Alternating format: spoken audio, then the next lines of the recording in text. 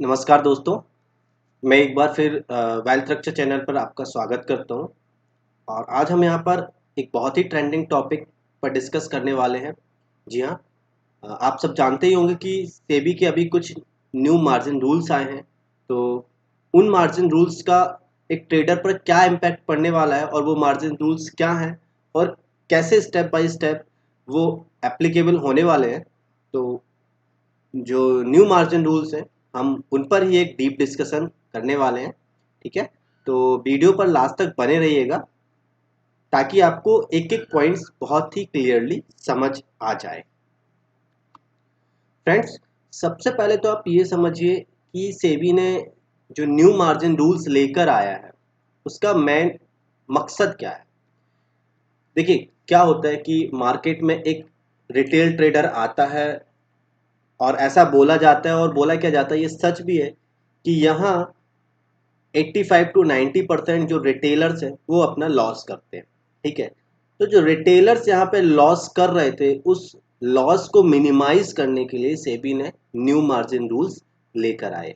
ठीक है, वो मार्जिन रूल्स का इम्पैक्ट कहाँ कहाँ पड़ने वाला है, क्या प्रॉस होंगे, क्या कॉन्स होंगे, वो सब देखने वाले हैं कि इंट्राडे में इंट्राडे मार्जिन के लिए क्या इम्पैक्ट पड़ेगा, डिलीवरी ट्रेडर्स के लिए क्या इम्पैक्ट पड़ेगा, सॉरी, एमटीएफ या मार्जिन फंडिंग फैसिलिटी पे क्या इम्पैक्ट पड़ने वाला है। अगर कोई प्लेज शेयर या स्टॉक्स को प्लेज करके मार्जिन लेता है तो उस पर क्या इम्पैक्ट पड़ने वाला। बीटीएसटी, फ्रेंड्स, बहुत ही इंटरेस्टिंग टॉपिक है अभी। तो बीटीएसटी पे क्या इम्पैक्ट पड़ेगा, और एक जो क्वेश्चन अभी निकल के आ रहा है कि अगर कोई स्टॉक होल्डिंग में है उसको सेल करने के लिए हमें क्या मार्जिन रिक्वायर्ड होगा और कितना रिक्वायर्ड होगा। तो इन सारे टॉपिक्स पे अभी हम डिस्कस करने वाले हैं। चलिए, पहला टॉपिक देख लेते हैं, इंट्राडे में क्या इम्पैक्ट पड़ने वाला है। ठीक है, तो सबसे पहले जो इंट्राडे है इक्विटी के लिए या स्टॉक्स के लिए उसमें क्या इम्पैक्ट पड़ेगा। देखिए ना, करेंट सिनेरियो में क्या है, अभी हम अगर इंट्राडे में कोई स्टॉक को बाय या सेल करते हैं तो हमें यहाँ पे 10 टाइम्स तक का लेवरेज मिलता है। ठीक है, लेकिन 1 जून 2021 से आपको ये जो लेवरेज मार्जिन है ये 4 to 5 टाइम्स ही रह जाएगा। ठीक है, और उसके बाद मतलब 1 सितंबर 2021 से आपको यहाँ पे जो भी मार्जिन मिलेंगे वो स्टॉक की वैल्यू एट रिस्क के अकॉर्डिंग होंगी या फिर 3 से 5% तक की मैं बोल सकता हूँ। माइंडेड, अब यहाँ पे ध्यान रखिए ये किन स्टॉक्स में मिलेगा, जो निफ्टी 50 के बहुत अच्छे स्टॉक्स हैं। ठीक है, तो मैं अभी आपको लास्ट में वीडियो के एंड में बता दूंगा कि वैल्यू एट रिस्क कैसे काउंट करते हैं। आप वीडियो में लास्ट तक बने रहिएगा, स्किप करके मत देखिएगा, मैं लास्ट में ये आपको कैलकुलेट करना बता दूंगा। ठीक है, चलिए, तो ये इक्विटी के लिए था ओवरऑल। अब अगर आप फ्यूचर ऑप्शन सेलर हैं तो आपके intraday future option selling position में क्या इम्पैक्ट पड़ने वाला है वो देखते हैं। करंट सिनेरियो में अगर आप कैरी फॉरवर्ड कोई फ्यूचर या ऑप्शन करते हैं तो यहाँ पे आपको 50% का वेवर मिलता है। वेवर इन द सेंस, मान लीजिए कोई 15,000 रुपीज या वैल्यू का कोई फ्यूचर अगर आप सेल करते हैं, सॉरी, 5 तो 1.5 लाख की, तो आपको यहाँ पे क्या होता है कि 75,000 रुपीज, मतलब 1.5 लाख की अगर किसी वैल्यू का आप फ्यूचर सेल करते हो आपको यहाँ पे 75,000 की रिक्वायरमेंट होती है। ठीक है, ओके, अब वो कोई फ्यूचर हो या फिर ऑप्शन हो, कुछ भी हो। ठीक है, लेकिन 1 जून से यहाँ पे जो 50% आपको यूज हो रहा था कैरी फॉरवर्ड ट्रेड के लिए, वो 50% की जगह पे आपको 75% की मार्जिन रिक्वायर्ड होगी। 75% मतलब मान लीजिए कोई 1 लाख रुपए की वैल्यू का आप फ्यूचर सेल करते हैं तो आपको 75,000 रिक्वायर्ड होगा। ठीक है, इंट्राडे के लिए। ठीक है, अभी हम इंट्राडे की बात कर रहे हैं। और 1 सितंबर से आपको 100% मार्जिन रिक्वायर्ड होगा फ्यूचर सेल के लिए या ऑप्शन सेल के लिए। तो अब यहाँ पे हम बात करें जो फ्यूचर या ऑप्शन सेलर है तो 1 जून से, सॉरी, 1 सितंबर से उसके लिए तो लगभग इंटरडे खत्म ही हो जाएगा। ठीक है, क्यों? क्योंकि उसको लेवरेज कुछ मिलेगी नहीं। ठीक है, तो यहाँ पे आप देखें तो 1 जून से लगभग जो इंट्राडे ट्रेडर्स है वो खत्म हो जाएगा। ऑप्शन सेलर या फ्यूचर सेलर के केस में। ठीक है, चलिए आगे चलते हैं। अब यहाँ पे हम इंट्राडे ऑप्शन बाइंग के केस में देखते हैं। तो यहाँ पे जो इंट्राडे ऑप्शन बायर है कोई उसके केस में चेंजेस नहीं है। जिस तरीके से अभी लगभग 2 टाइम्स का मार्जिन देते हैं कुछ ब्रोकर्स, तो वो आपको इन फ्यूचर भी मिलेगा। ठीक है, तो सभी ब्रोकर्स का अलग अलग है, कोई 1 टाइम देता है, कोई नहीं देता है, कोई 2 टाइम्स देता है। तो अब अगर 2 टाइम्स मिल रहा है तो मतलब मान लीजिए किसी ऑप्शन की वैल्यू 10,000 रुपीज है। ठीक है, तो अगर आपको 2 टाइम्स का मार्जिन मिल गया तो आप 5,000 रुपीज में 1 लॉट वहां पे बाय कर सकते हैं उस पर्टिकुलर ऑप्शन की स्क्रिप्ट का। ठीक है, तो जो अभी आपको मार्जिन यहाँ पे ऑप्शन बाइंग के केस में मिल रहा है, ये इन फ्यूचर भी मिलते रहेंगे। तो मेरे हिसाब से देखा जाए तो जो सेबी के न्यू मार्जिन रूल है, जो उनका इंटेंशन है कि एक रिटेल ट्रेडर नुकसान करता है, एक ट्रेडिंग ट्रेडर बन नहीं पाता है, तो मेरे ख्याल से वहां पे ये मकसद तो इनका सफल नहीं होता है। क्योंकि 90% जो ट्रेडर्स होते हैं, रिटेल ट्रेडर्स होते हैं, वो ऑप्शन बाइंग ही करते हैं। और ऑप्शन बाइंग के केस में आप देख रहे हैं कि कोई भी चेंजेस नहीं है यहाँ पे। ठीक है, चलिए आगे बढ़ते हैं। एमटीएफ या प्लेस मार्जिन में क्या इम्पैक्ट पड़ेगा? तो देखिए, प्लेस मार्जिन में आज की सिचुएशन में क्या होता है, सबसे पहले तो आप समझिए प्लेस मार्जिन होता क्या है।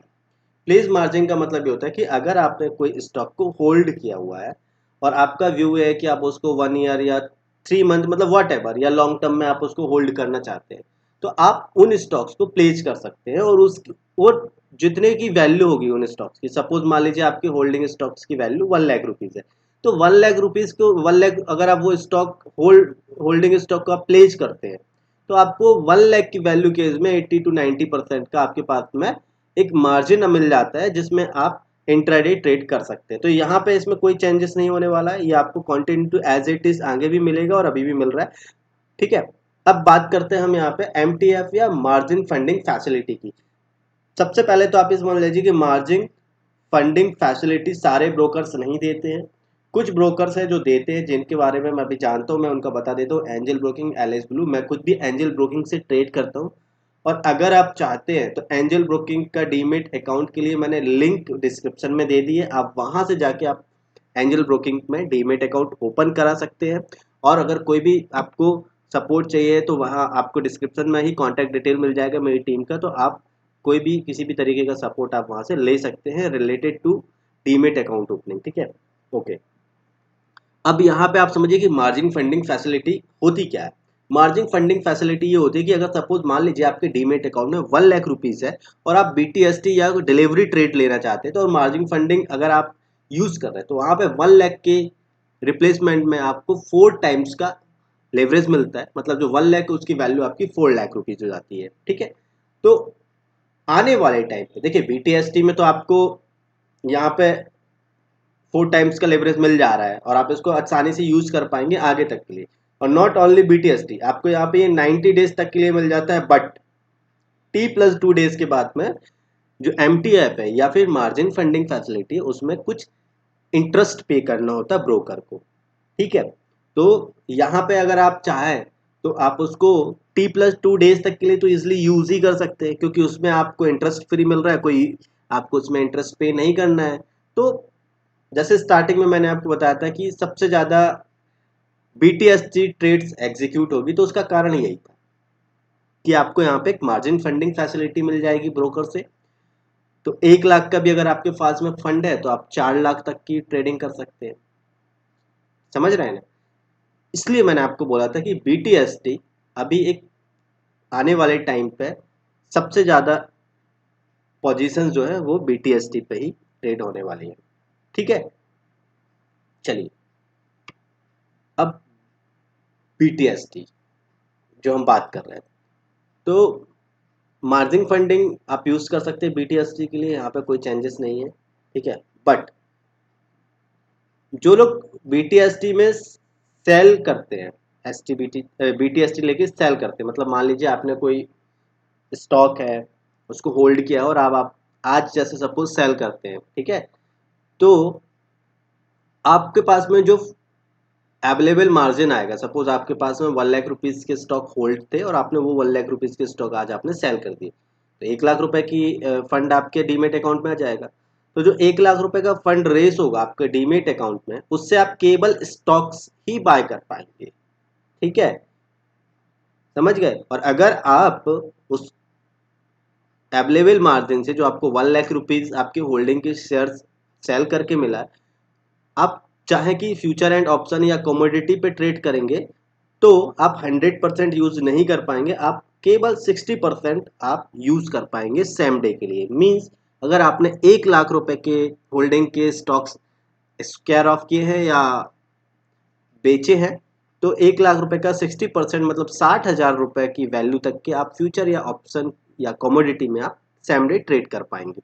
ये यहाँ पे एक चेंजेस है जो आपको 1 जून से आपको देखने को मिल जाएगा। ठीक है, लास्ट डिलीवरी, तो डिलीवरी में कोई भी चेंजेस नहीं है। ठीक है, और एक जो क्वेश्चन था सबके दिमाग में और जो बार बार मेरे पास लोग मुझसे पूछ रहे थे कि अगर आपने कोई डिलीवरी में स्टॉक्स लेके रखे तो क्या उसको सेल करने के लिए मार्जिन रिक्वायर्ड होगा। देखिए इस टॉपिक को समझते हैं बहुत अच्छे से। जब सेबी ने ये रूल्स लॉन्च किए थे, आज रूल्स लॉन्च नहीं किए, रूल्स बहुत पहले लॉन्च कर दिए थे, धीरे धीरे धीरे इन रूल्स में इम्प्लीमेंट होते जा रहा है और ये डे टू डे नहीं, मतलब एवरी क्वार्टर वाइज क्वार्टर ये एप्लीकेबल होते जा रहे हैं। ठीक है, तो अभी जो 1 जून है यहाँ से फिर कुछ रूल्स एप्लीकेबल होंगे और फिर जो 1 सितंबर है वहाँ से ये पूरी तरीके से फुल फ्लेज में आ जाएंगे सेबी के जो न्यू मार्जिन रूल्स है। ठीक है, तो यहाँ पे क्या था, जब सेबी ने रूल्स लॉन्च किए थे तो वहाँ पे एक इन्होंने एक कंडीशन ये डाली थी, अगर कोई पोजिशनल ट्रेडर है या कुछ स्टॉक्स को कोई होल्ड करके चलता है तो जब भी वो स्टॉक्स को सेल करेगा तो 20 to 25% मार्जिन उसके डीमेट अकाउंट में होना चाहिए। ठीक है, बट नाउ करंट सिनेरियो में अभी क्या हुआ है कि ब्रोकर्स ने यहाँ पे इस जो मार्जिन था रिक्वायर्ड था उस मार्जिन के लिए एक अर्ली पेइंग का ऑप्शन अडॉप्ट किया है और अर्ली पेइंग के ऑप्शन के थ्रू जो भी आपको मार्जिन रिक्वायर्ड होता है वो आपके रिप्लेसमेंट में आपका ब्रोकर यहाँ पे एडवांस में पे कर दे रहा है। तो अभी इस अगर कोई होल्डिंग में आपके पास शेयर है और उसको आप बेचना चाहते हैं तो उसमें आपको किसी भी तरीके की मार्जिन की रिक्वायर्ड नहीं होगी। बट यहाँ पे मैं सारे ब्रोकर्स के बारे में तो नहीं बोल सकता हूँ, लेकिन हाँ कुछ ब्रोकर्स ने अर्ली पेइंग वाला जो ऑप्शन है उसको अडॉप्ट कर लिया और बाकी ब्रोकर्स भी धीरे धीरे अडॉप्ट कर ही लेंगे या कर लिया होगा। ठीक है, तो आपको यहाँ पे कोई टेंशन वाली नहीं है डिलीवरी ट्रेडर्स के लिए या जो पोजिशनल ट्रेडर हैं उनके लिए तो बिल्कुल भी टेंशन लेने की जरूरत नहीं, क्योंकि यहाँ पे कोई भी कौन से नहीं है किसी भी प्रकार के डिलीवरी ट्रेडर के लिए। ठीक है, तो ये था ओवरऑल। अब मैं आपको क्विकली ये बता देता हूँ कि अगर 1 जून के बाद कोई इंट्राडे में स्टॉक आप ट्रेड कर रहे हैं तो उसमें आपको कितना मार्जिन मिलेगा वैल्यू एट रिस्क के अकॉर्डिंग, उसको कैसे कैलकुलेट करते हैं। ठीक है, उसके लिए क्या करना है आपको, आपको आ जाना है एनएससी की वेबसाइट पे। ठीक है, जैसे ये एनएससी की वेबसाइट पे, अब यहाँ पे आपको क्या करना है, सपोज मान लीजिए निफ्टी 50 का कोई स्टॉक है, जैसे मान लीजिए एचडीएफसी है। ठीक है, तो एचडीएफसी बैंक, ठीक है, ये एचडीएफसी बैंक है, इस पे आपको क्लिक करना है, स्टॉक को ओपन कर लेना है। ठीक है, चलिए अब यहाँ पे जब आप नीचे स्क्रॉल करेंगे तो आप यहाँ पे देख रहे होंगे वैल्यू एट रिस्क। ठीक है, अब वैल्यू एट रिस्क वाला जो ऑप्शन है, ठीक है, ये वाला, ठीक है, तो वैल्यू एट रिस्क वाले ऑप्शन पे आप जब जाएंगे तो आप यहाँ पे देखेंगे एप्लीकेबल मार्जिन रेट। ठीक है, ये लास्ट वाला जो एप्लीकेबल मार्जिन रेट आप यहाँ पे देख रहे हैं कितना है, 16.34। ठीक है, तो इसका मतलब क्या है कि आपको इस स्टॉक में, मतलब अगर आप इसको 100 से डिवाइड करते हैं तो आप 100 से डिवाइड करके देख लीजिए, तो इसमें आपको लगभग आप ये बोल सकते हैं कि 6 टाइम या 5 to 6 टाइम का आपको इसमें मार्जिन मिल जाएगा एच डी एफ सी में। ठीक है, तो इस तरीके से आपको बाकी सभी कैलकुलेट करने। हाँ, लेकिन यहाँ पे ध्यान दीजिए ये केवल अच्छे स्टॉक्स में, जैसे अगर मैं बात करूँ कोई दूसरा स्टॉक, सपोज मान के चलिए मैं यहाँ पे देख लेता हूँ रिलायंस, देखते हैं। ठीक है,